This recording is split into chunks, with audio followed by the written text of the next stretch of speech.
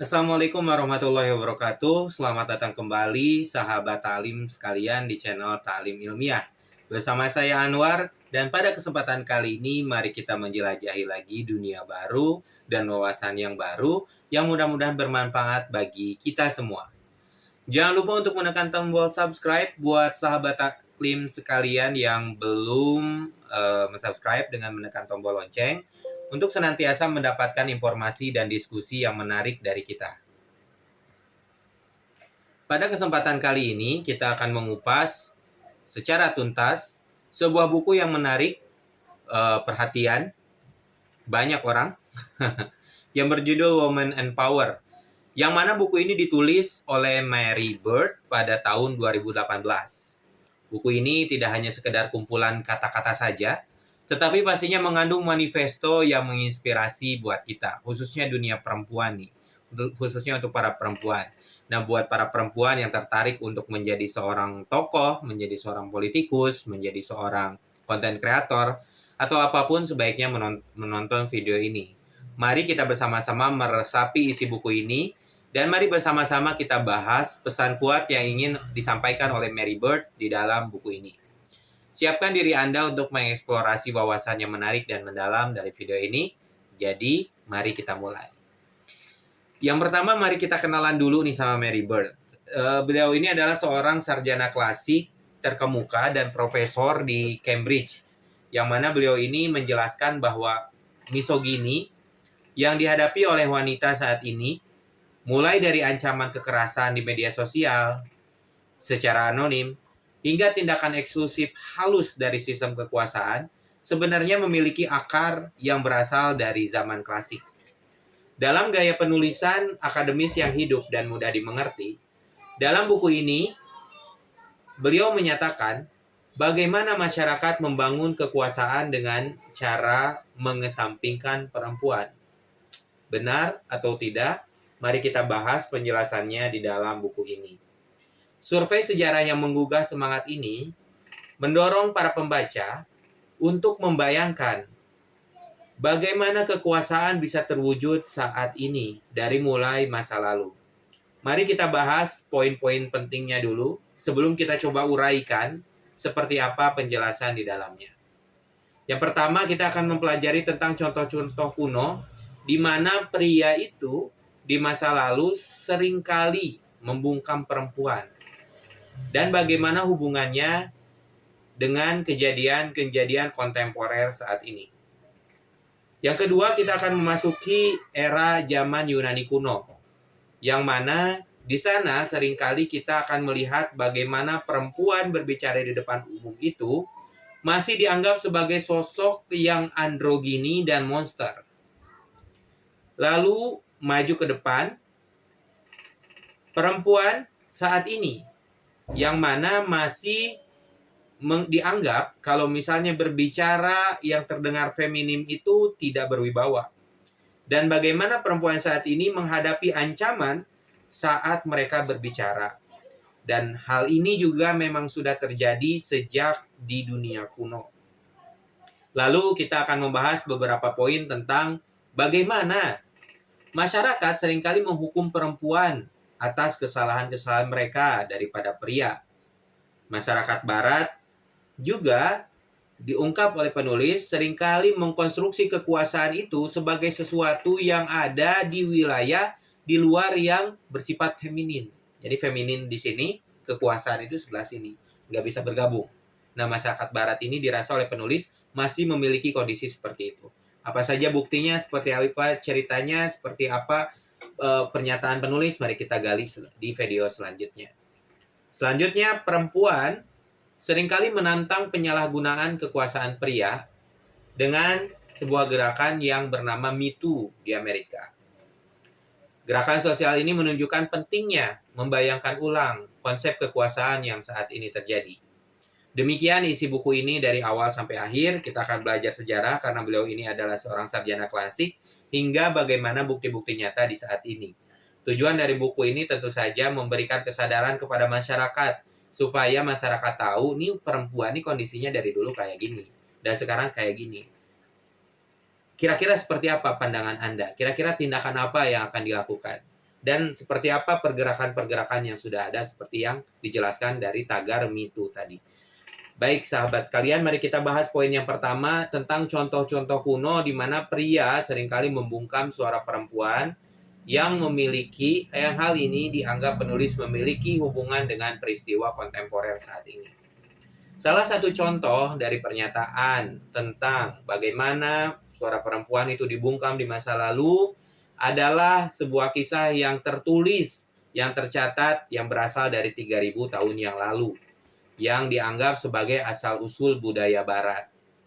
Di dalam Odyssey, sebuah karya dari Homer, diceritakan saat itu Ratu Penelope meminta seorang penyanyi yang sedang menyanyikan tentang hambatan-hambatan yang mencegah para pahlawan Yunani pulang ke rumah setelah perang Troya, diminta untuk menyanyikan lagu yang lebih ceria.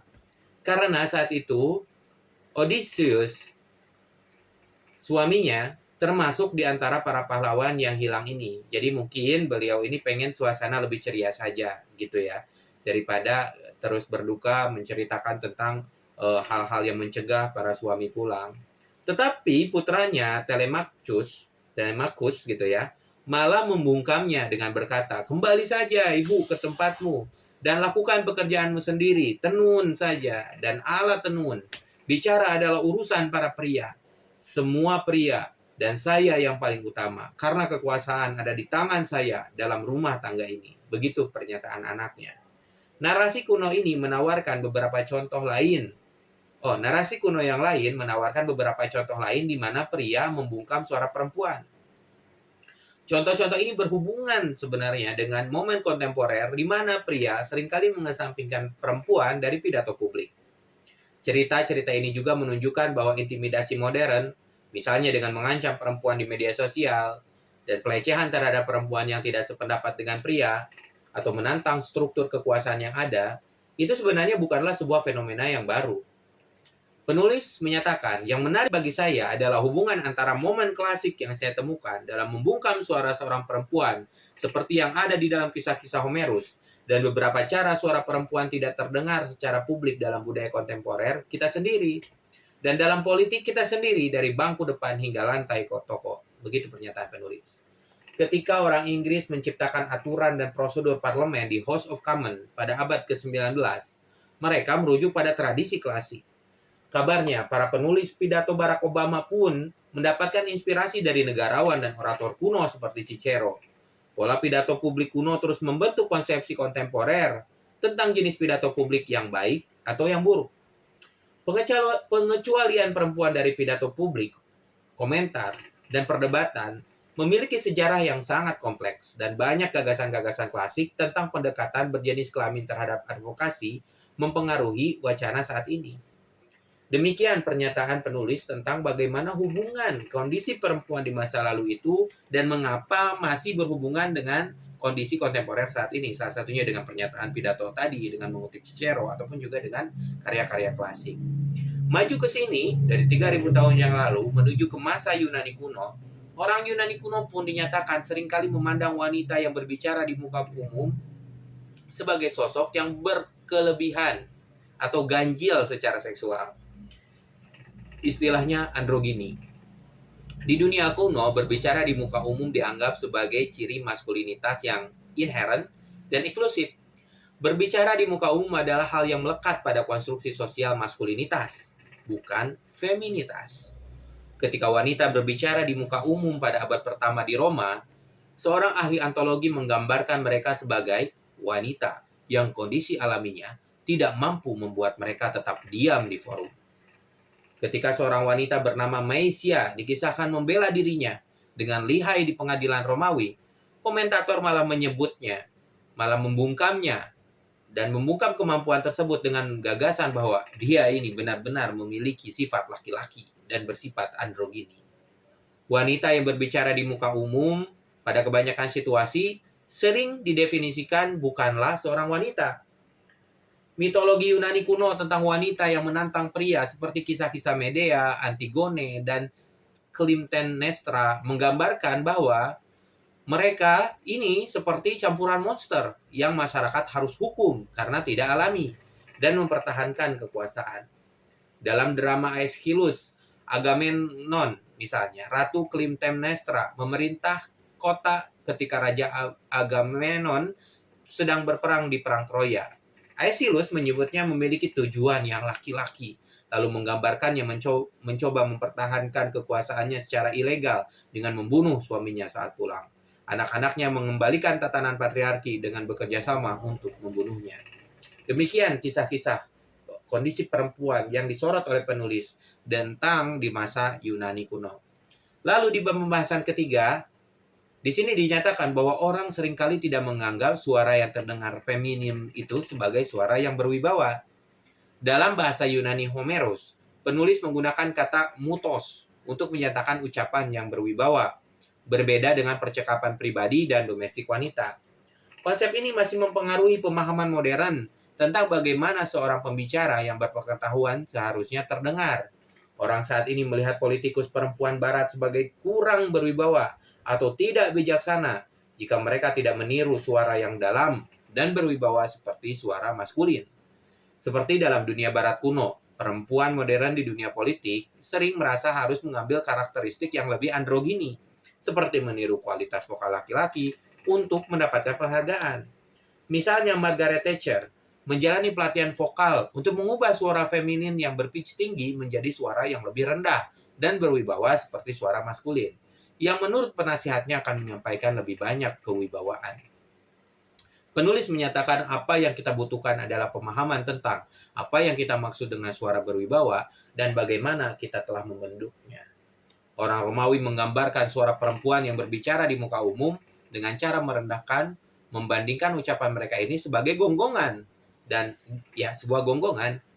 Saat ini mereka yang berpemikiran misoginis menggambarkan perempuan yang mengemukakan pendapatnya seperti rengekan atau keluhan.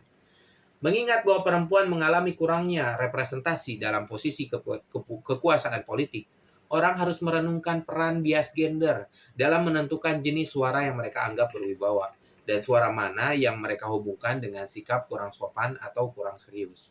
Demikian kondisi tentang penilaian penulis tentang suara perempuan yang dianggap dinilai seperti itu saat ini. Selanjutnya kita akan menyikapi kondisi wanita saat ini seperti apa secara umum. Perempuan saat ini menghadapi ancaman ketika mereka berbicara seperti yang mereka alami di dunia kuno. Kisah-kisah dari dunia barat kuno seringkali menampilkan karakter perempuan yang secara kejam dirampas kemampuan berbicaranya oleh para laki-laki. Sebagai contoh dalam karya Metamorphoses, karya penyair Romawi Ovidius, sang pangeran Philomela yang diperkosa memotong lidahnya untuk mencegahnya berbicara tentang kejahatannya. Dalam mitologi Romawi, Nimfa Echo kehilangan kemampuannya untuk berbicara sebagai hukuman karena berbicara terlalu banyak. Echo hanya dapat mengulangi kata-kata orang lain, tidak pernah menggunakan suaranya sendiri selama sisa hidupnya. Ini mungkin asal muala ada istilah echo ya. Kisah ini berfungsi sebagai cerita peringatan jika perempuan berani berbicara terlalu berani atau menghadapi status quo patriarki, mereka akan menderita kekuasaan, kekerasan, atau ejekan. Saya sudah kehilangan hitungan berapa kali saya dipanggil idiot bodoh. Begitu pernyataan penulis dalam buku ini. Masih pada masa kini, beberapa pria membuli dan mengancam perempuan yang berbicara secara publik dalam peran yang tradisionalnya didominasi oleh laki-laki, mulai dari pelaporan olahraga profesional hingga politik. Sebagai contoh saat Jackie Oatley menjadi wanita pertama di Inggris yang memberikan komentar pelaporan olahraga untuk program sepak bola Match of the Day, para komentator laki-laki menyebut penampilannya sebagai penghinaan terhadap komentar terkendali dari laki-laki. Perempuan yang bersuara keras seringkali menerima ancaman kekerasan secara daring, termasuk ancaman pemerkosaan atau pembunuhan. Troll internet bermunculan di Twitter, menyerang perempuan yang mengemukakan pendapat dengan ancaman seperti cuitan yang ditujukan kepada penulis Mary Bird yang mengatakan, "Saya akan memotong kepalamu dan memperkosanya." Begitu penulisannya. Mohon maaf tidak disensor. Beberapa pria membuli perempuan di dunia politik ketika mereka mencoba berbicara di publik. Sebagai contoh di Dewan Rakyat Inggris, anggota parlemen laki-laki mengejek rekan-rekan perempuan dengan keras untuk menghambat suara mereka. Di balik pelecehan ini, ada rasa takut bahwa perempuan mungkin secara sah akan menantang tatanan patriarki. Ovidius menggambarkan rasa takut ini dalam Metamorphoses ketika Philomela menceritakan kisah kelangsungan hidupnya, meskipun tidak lagi memiliki lidahnya dengan menganyam saganya ke dalam seni tekstil dan mengidentifikasi pemerkosaannya. Lalu bagaimana peran wanita dalam kondisi masyarakat? Penulis membahas pada penjelasan selanjutnya, yang mana masyarakat lebih keras menghukum perempuan atas kesalahan mereka daripada laki-laki. Perempuan menghadapi standar ganda yang tidak adil saat mereka berbicara secara publik dan membuat kesalahan. Orang akan memaafkan politisi pria yang terbata-bata dalam berbicara. Contohnya pernyataan Boris Johnson yang terdengar bodoh selama wawancara tahun 2017 mengenai posisi partai konservatif dalam mencegah rasisme dalam sistem peradilan atau memperluas akses ke pendidikan tinggi. Namun, perempuan menghadapi kritikan yang lebih tajam atas kesalahan mereka.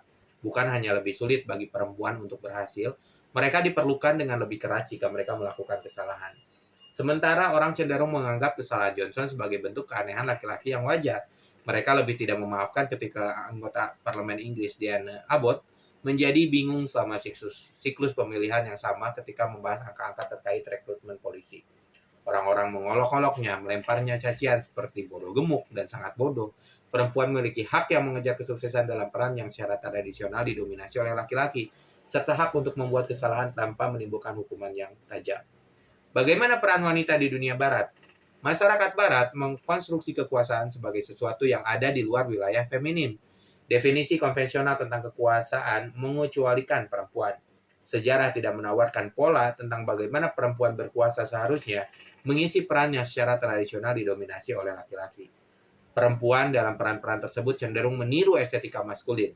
Politisi perempuan seperti Hillary Clinton dan Angela Merkel misalnya, memakai setelan jas untuk sesuai dengan citra orang berkuasa yang secara default dianggap maskulin oleh masyarakat. Orang Yunani kuno juga seringkali melihat Dewi Athena yang berkuasa lebih terlihat maskulin daripada feminin, menggambarkannya dalam pakaian prajurit laki-laki dan sebagai perawan yang lahir bukan dari seorang ibu tetapi dari kepala ayahnya. Ketika orang membayangkan seseorang yang berkuasa seperti seorang profesor atau seorang politisi, citra tersebut seringkali cenderung laki-laki. Pencarian gambar kartun profesor menggunakan Google Gambar di Inggris misalnya menghasilkan mayoritas karakter laki-laki yang sangat besar. Meskipun lebih banyak perempuan saat ini yang menduduki posisi berkuasa daripada setengah abad yang lalu, sekarang banyak kali perempuan yang mengambil peran seperti CEO hingga petugas polisi. Perempuan ini masih merupakan minoritas dalam posisi berkuasa. Orang sering mengaitkan feminitas dengan kelemahan dan maskulinitas dengan kekuatan. Presiden Donald Trump misalnya sangat tidak puas dengan parodi aktor Melissa McCarthy tentang juru bicara Gedung Putih saat itu, Sean Spicer, di acara Saturday Night Live karena dia merasa parodi tersebut membuatnya terlihat lemah. Poinnya sederhana tapi penting. Sejauh yang kita lihat dalam sejarah barat, terdapat pemisahan radikal, nyata, budaya, dan khayalan antara perempuan dan kekuasaan. Ketika gagasan tentang kekuatan perempuan muncul dalam narasi sejarah, itu umumnya ada sebagai sesuatu yang harus ditindas oleh laki-laki setiap kali muncul. Simbolisme kepala Medusa digambarkan dalam seni mulai dari Yunani kuno hingga modernitas, menggambarkan inti ancaman yang dirasakan terhadap kekuasaan laki-laki. Dalam salah satu mitos tentang asal-usul Medusa, Poseidon memperkosa Medusa di kuil Athena, dan Athena menghukum korban Poseidon, bukan Poseidon, dengan mengubah Medusa menjadi monster dengan rambut ular. Medusa mendapatkan kekuasaan setelah transformasi ini, dan siapapun yang melihatnya akan berubah menjadi batu. Seorang pahlawan laki-laki Perseus memenggal kepalanya untuk mencabut kekuasaannya. Bagaimana wanita sekarang di dunia kontemporer menyikapi hal itu? Maka dalam pembahasan selanjutnya, penulis menyatakan bahwa perempuan kontemporer menantang penyalahgunaan kekuasaan oleh pria sebagai bagian dari gerakan Me Too. Di zaman klasik kuno, pria memperbolehkan perempuan berbicara di muka umum dalam dua situasi, ketika mereka adalah korban, dan menjelaskan kejahatan yang dilakukan seseorang terhadap mereka, dan ketika mereka akan mati sebagai martir. Perempuan awal beragama Kristen di Roma kuno misalnya akan memberikan kesaksiannya sebelum singa-singa memangsa mereka. Media dan forum publik menciptakan ruang untuk suara perempuan sebagai bagian dari gerakan Me Too. Ketika perempuan menjelaskan pengalaman mereka sebagai korban pemerkosaan dan pelecehan seksual yang dilakukan oleh pria berkuasa di industri seperti film. Untungnya tidak semua yang kita lakukan atau pikirkan langsung atau tidak langsung berasal dari Yunani dan Romawi. Dan saya sering merasa harus menegaskan bahwa tidak ada pelajaran sederhana bagi kita dalam sejarah dunia kuno.